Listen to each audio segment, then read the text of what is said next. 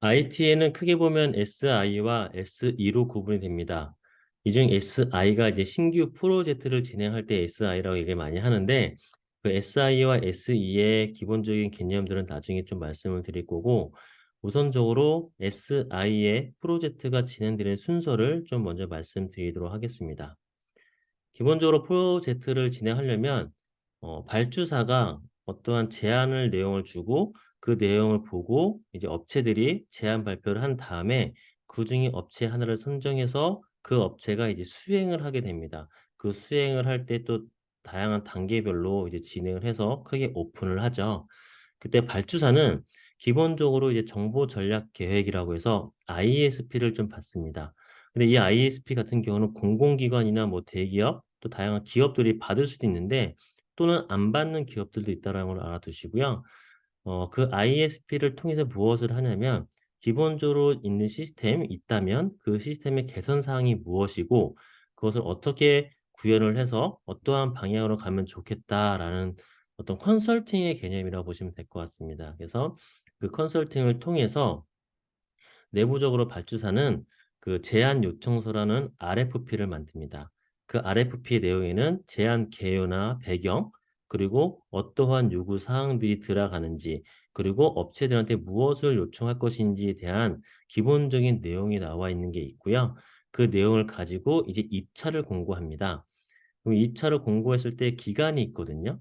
그 기간 내에 이 일을 하고 싶다 하는 업체들이 있다면 그 업체들은 이제 관련된 제안서를 작성합니다. 근데 이 제안서는 그 RFP에 있는 내용을 가지고 하는데 그 RFP에 보게 되면 제안서 꼭지가 크게 한 5가지가 정도 나옵니다.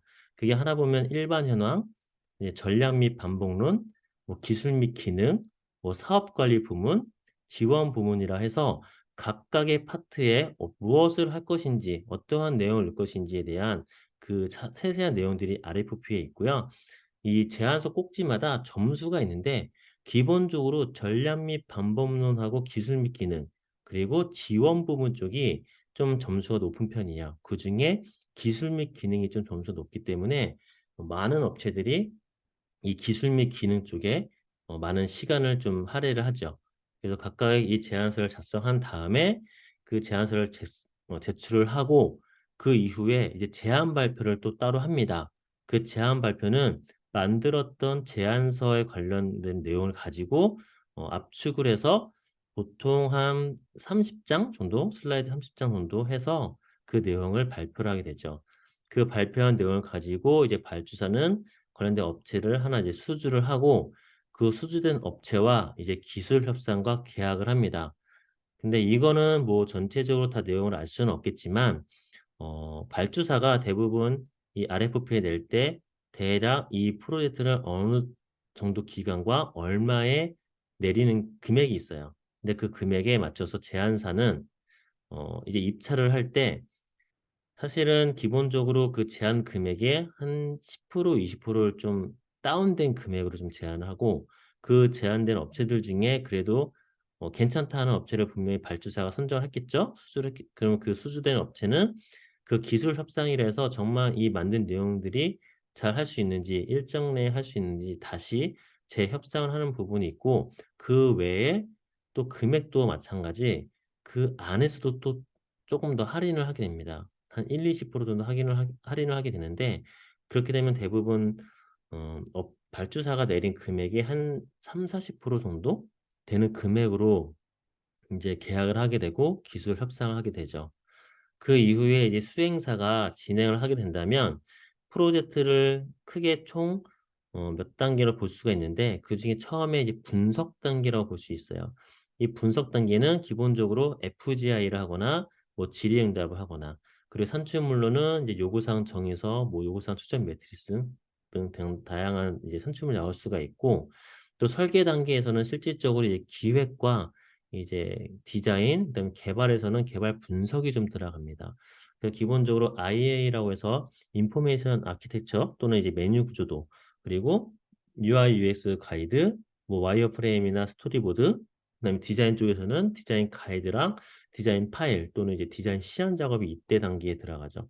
그리고 개발 쪽에서는 실질적으로 이제 데이터베이스에 대한 부분이든지 다양한 명세서, 그래서 다양한 산출물들이 좀 더 나올 수 있고요.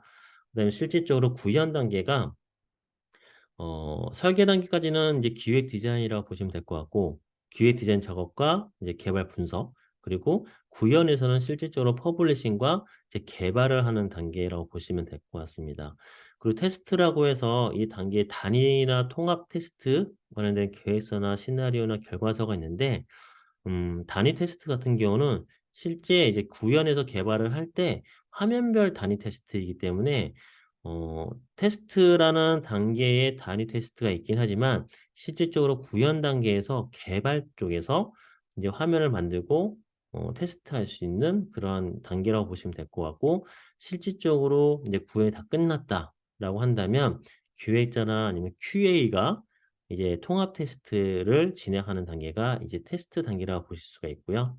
그 테스트 단계까지 다 완료된다면 이제 실질적으로 이제 오픈을 하기 위한 준비 단계를 많이 합니다. 그래서 오픈을 하기 전에 이제 사용자나 또 운영자 관련된 교육을 해주고, 또 관련된 매뉴얼도 만들고, 실질적으로 잘 만들어졌는지 검수를 진행하고, 그다음에 다 끝났다라고 한다면 이제 프로젝트 완료 보고를 하고요.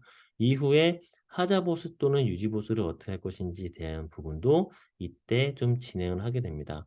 근데 이 외에도 수행사가 진행하는 거는, 이건 실질적으로 이제 프로젝트 진행하는 단계인 거고, 또 관리적인 측면에서 있을 때 뭐 주간 보고 또는 월간 보고, 이제 회의록, 또 우리가 전체적인 일정이 있어야 되잖아요. 그걸 WBS라고 얘기하는데, 그 WBS 등 다양한 이제 관리적인 부분과 실질적인 업무적인 부분으로 나눌 수 있을 거라고 보면 될 것 같습니다.